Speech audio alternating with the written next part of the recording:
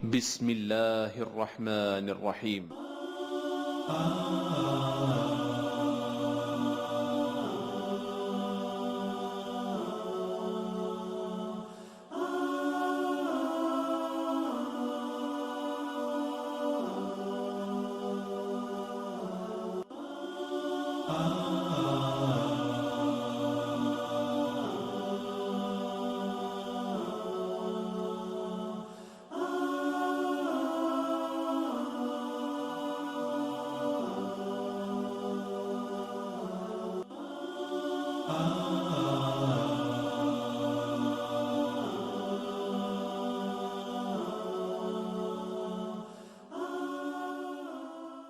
نحمدہ ونصلی علی رسولہ الکریم۔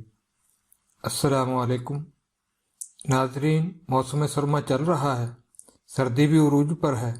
کسی چیز کی زیادتی یا کمی نقصان کا سبب ہوتی ہے۔ ہماری آج کی نشست بھی موسم سرما کے عمومی امراض اور ان کے آسان گھریلو علاج کے بارے میں ہے۔ موسم سرما کو ہم دو حصوں میں تقسیم کر سکتے ہیں۔ ایک، جب فضا میں نمی کا تناسب زیادہ ہو، اسے سرد تر کہتے ہیں، اور جب فضا میں نمی کا تناسب کم ہو، اسے سرد خشک کہتے ہیں۔ ہر موسم کی بیماریاں بھی موسم سے متاثر ہو کر ہوتی ہیں۔ نزلہ، زکام، کھانسی، بخار سردی کے عمومی امراض ہیں۔ آپ میں اکثر جانتے ہیں کہ میں نسخوں کی بات کم کرتا ہوں۔ میری کوشش ہوتی ہے کہ آپ میں اتنی استعداد پیدا کر دی جائے کہ آپ خود سے اپنی ضرورت کے مطابق گھر میں موجود اشیاء سے نسخہ تیار کریں۔ موسمی امراض پہلے بھی ہوتے تھے جب انسان بیک ورڈ تھا، اور آج بھی ہیں جبکہ انسان زمین کی گہرائیوں اور فضا کی بلندیوں کو تسخیر کرنے کی کوشش کر رہا ہے۔ کچھ دہائیوں پہلے تک لوگ اپنے اکثر امراض اپنے گھر کی چار دیواری میں رہتے ہوئے کنٹرول کر لیا کرتے تھے۔ اس وقت لوگوں کا انحصار قدرتی اشیاء پر تھا۔ وہ ان کی افادیت کو سمجھتے تھے۔ ان کا لائف سٹائل نیچر سے قریب تھا، جس وجہ سے ان میں جرت اور ہمت تھی۔ وہ ہر طرح کے حالات کو بآسانی فیس کر لیا کرتے تھے۔ لیکن ہم دوسرے کاموں میں ایسے لگے کہ خود کو ہی بھول گئے۔ صرف پیٹ بھرنے کا خیال باقی رہا۔ ہم پیٹ تو بھرتے ہیں، لیکن ہم یہ جاننے کی کوشش نہیں کرتے کہ جو ہم کھا رہے ہیں وہ ہماری جسمانی ضرورت کے مطابق ہے بھی یا نہیں۔ ہماری اکثر اشیاء ضرورت آرٹیفیشل ہیں۔ لائف سٹائل بھی مصنوعی ہے۔ پیدل چلنا اور فزیکل ورک کرنا ہمارے لیے مشکل ہو گیا ہے۔ معمولی سی تکلیف بھی ہمیں پہاڑ جیسی لگتی ہے۔ کسی نے خوب کہا ہے دل کے لیے موت مشینوں کی حکومت، احساس مروت کو کچل دیتے ہیں آلات۔ اگرچہ اس شعر میں شاعر کا مقصد کچھ اور ہے، لیکن یہ بھی حقیقت ہے کہ ہمارا دور مشین کا دور ہے، اور ہم اس میں ایک پرزے کی مانند اپنے دن رات پورے کر رہے ہیں۔ یہ بھی حقیقت ہے کہ ہمارا اس سے باہر ہونا مشکل ہے، لیکن ہم خود کو جس حد تک نیچر کے قریب لا سکتے ہیں اس کی ہم کوشش ضرور کریں۔ فاسٹ فوڈز ہمارا مشغلہ بن چکے ہیں۔ یہ کسی طور بھی ہماری صحت کے لیے مفید نہیں۔ بند پیک جوسز اگر خالص بھی ہوں تب بھی یہ کیمیکل سے پاک نہیں ہوتے۔ کوشش کریں کہ فروٹس کے فریش جوس استعمال کریں۔ سافٹ ڈرنکس بھی ہمارے جسم میں تیزابیت کو بڑھاتے اور ہماری جسمانی قدرتی حرارت کو کم کرتے ہیں، جس کے سبب کوئی بھی بیماری لا علاج بن جاتی ہے۔ کوشش کریں کہ غذا میں تازہ اور سبز پتوں والی سبزیوں کا استعمال زیادہ ہو۔ پروٹین بھی ہماری جسمانی ضرورت ہے، لیکن اس مقصد کے لیے برائلر چکن کا استعمال کسی طور بھی مناسب نہیں۔ برائلرز کو 40 دن سے کم عرصہ میں فروخت کرنے کے لیے انہیں ایسی خوراک اور سٹیرائڈز دیے جاتے ہیں جو کہ ان کو محفوظ رکھتے ہیں، اور ایسے چکن استعمال کرنے والوں کو متاثر کیے بغیر نہیں رہتے۔ اس کے نتائج اور مشاہدات ہمارے سامنے ہیں کہ انسان اپنی کم عمری میں جوان اور وقت سے پہلے بوڑھا ہو رہا ہے۔ دیگر بیماریاں جو برائلر کے سبب ہوتی ہیں وہ ان کے علاوہ ہیں۔ یہ بات ذہن میں رہے کہ اس دنیا میں ہر چیز ہر ایک کے لیے نہیں ہے۔ مثل مشہور ہے، کسی کو معاش موافق اور کسی کو بادی۔ اپنی غذا کا تعین اپنے معالج سے کرانا زیادہ مناسب ہے۔ جیسا کہ موسم سرما کے عمومی امراض کا پہلے ذکر ہوا، نزلہ، زکام، کھانسی، بخار عموماً کسی انفیکشن کا نتیجہ ہوتا ہے۔ اس مقصد کے لیے بخار اتارنے والی ادویات کو معمول بنانا اچھی بات نہیں ہے۔ انفیکشن کو تلاش کرنا اور اسے دور کرنا اصل ہے۔ نزلہ، زکام، گلا خراب یا چیسٹ انفیکشن سے بخار ہو سکتا ہے۔ یہ بھی ذہن میں رہے کہ اینٹی بائیوٹک کا آزادانہ استعمال جسم کی قوت مدافعت کو کمزور کرتا ہے۔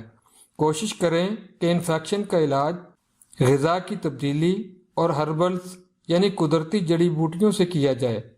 نزلہ کی صورت میں اگر ناک سے پانی بہہ رہا ہے تو دار چینی تقریباً 2 انچ، لونگ 2 عدد، اجوائن دیسی 1/3 چائے کا چمچ کو 2 کپ پانی میں دھیمی آنچ پر پکائیں۔ جب پانی 1 کپ رہ جائے تو اسے چھان کر پی لیں۔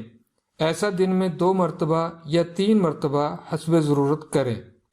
چاول، آلو، مٹر، گوبھی، دال ماش، دودھ، دہی، لسی سے پرہیز کریں۔ سردی خشکی کی زیادتی سے ریشہ جم جاتا ہے، باوجود کوشش کے باہر نہیں نکلتا۔ ایسی صورت میں ہم قہوہ کے اجزاء میں تبدیلی کریں گے۔ اجوائن 1/3 چمچ چائے والا، ادرک 2 انچ کا ٹکڑا چوپ کیا ہوا، پودینے کے پتے 10 عدد شاخوں سمیت، سونف 1/3 چمچ چائے والا، کست شیریں کا سفوف 1/3 چمچ چائے والا۔ کست شیریں جڑ کی مانند ایک ہرب ہے جو پنسار کی دکان سے بآسانی مل جاتی ہے۔ خریدنے سے پہلے اسے دیکھ لیں کہ اس میں سوراخ تو نہیں ہے، یعنی یہ لگی ہوئی تو نہیں ہے۔ سوراخ دار یعنی لگی ہوئی جڑی بوٹیوں کے اثرات کم ہو جاتے ہیں۔ جیسا پہلے قہوے کے بارے میں بتلایا گیا ویسے ہی اسے تیار کر لیں، صبح شام یا صبح دوپہر شام پئیں۔ اگر شوگر کا مرض نہیں ہے تو اس میں شہد ملایا جا سکتا ہے۔ اس کے علاوہ نیم گرم پانی میں نمک ملا کر دن میں کئی مرتبہ غرارے کریں۔ اگر ناک میں سوزش ہو تو یہی پانی ناک میں بھی چڑھائیں۔ سرسوں کا تیل صبح شام ناک کے اندر اور گلے پر لگائیں۔ چاول، آلو، مٹر، گوبھی، دودھ، دہی، لسی کے علاوہ چنے، گائے بھینس کا گوشت، دال، مسور، ماش اور کھٹی چیزوں سے پرہیز کریں۔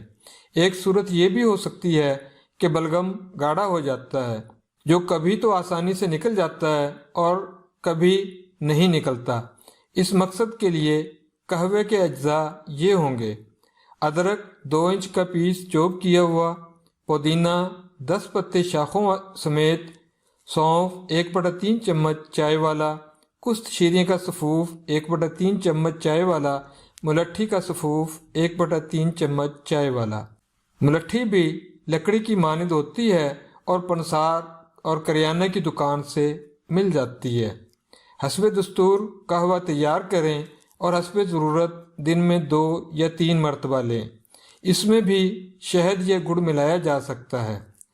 مسور، ماش، چنے، بڑا گوشت، انڈے، کریلے، پالک اور زیادہ گرم چیزوں، اخروٹ، پستہ وغیرہ سے پرہیز کریں۔